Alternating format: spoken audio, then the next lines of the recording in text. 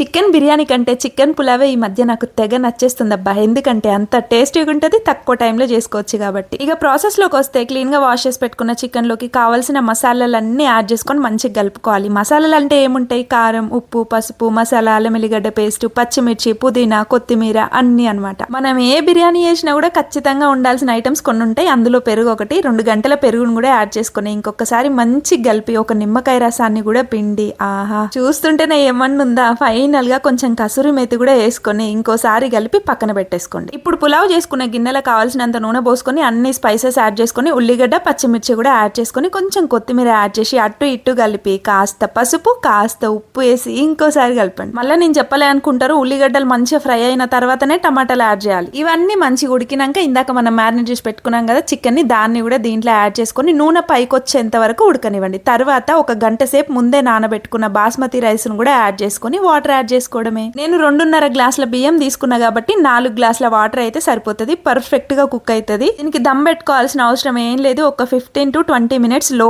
Flame లో పెట్టుకొని వదిలేస్తే మన చికెన్ పులావ్ టేస్టీగా రెడీ అయిపోద్ది అంతే.